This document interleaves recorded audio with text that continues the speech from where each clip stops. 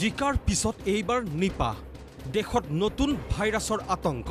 কেৰালাত ভয়াবহ ৰূপ লোৱা এই ভাইৰাছত ইতিমধ্যে 13 জনে প্ৰাণ হেৰুৱাইছে বিভিন্ন চিকিৎসালয়ত আক্ৰান্ত ৰোগীৰ ভিৰ উদ্বিগ্ন নতুন দিল্লীৰ স্বাস্থ্য মন্ত্ৰালয় ঘনে ঘনে বহিছে শীৰ্ষ বিষয়াসকলৰ বৈঠক এই অচিন ৰোগে যাতে মহামাৰীৰ ৰূপ ল'ব নোৱাৰে তাৰ বাবে ইতিমধ্যে কেৰালাত হাই এলাৰ্ট জাৰি কৰা হৈছে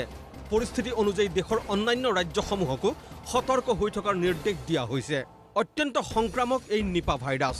আক্ৰান্ত ৰোগীৰ কফ থুৰ পৰাও অন্য লোকলৈ বিয়পিব পাৰে নিপা ভাইৰাছ এই ভাইৰাছে মানুহৰ শৰীৰত ৰোগ প্ৰতিৰোধক শক্তি একেবাৰে নিঃশেষ কৰি দিয়ে লাহে লাহে শৰীৰৰ বিভিন্ন তন্ত্ৰত প্ৰভাৱ বিস্তাৰ কৰি সেইবোৰ বিকল কৰি থাকে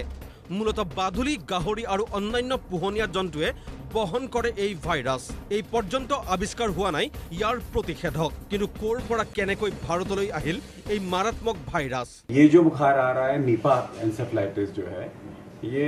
ज़्यादातर केसेस के मलेशिया या बांग्लादेश में होते हैं इंडिया के अंदर में 2001 के अंदर में सिलीगुड़ी के अंदर में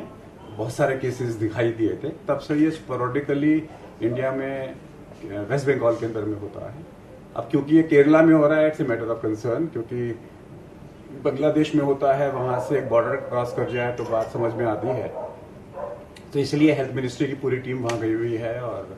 जांच कर रही है अभी इन्होंने अलर्ट घोषित नहीं किया है पूरे इंडिया में लेकिन डेफिनेटली अलर्ट तो होगा क्योंकि जो केसेस हल्के माइनर केसेस जो बुखार के हैं सिंपल बुखार के केसेस हैं तो उनको तो हमें ध्यान से देखना होगा और पूरे इंडिया के अंदर में डॉक्टर्स भी इसके बारे में पढ़ रहे हैं अपना रिवाइज कर रहे हैं कि ऐसे केसेस को जल्दी से जल्दी पकड़ा जाए সাৱধান মালয়েছিয়া বাংলাদেশৰ পৰা কেৰালা গৈ পোৱা এই মৃত্যুদূত অসমলৈও আহিব পাৰে তেনে ক্ষেত্ৰত কি সতৰ্কতা লৈছে ৰাজ্যৰ স্বাস্থ্য বিভাগে নিউজ ডেস্ক ৰিপৰ্ট প্ৰতিদিন টাইম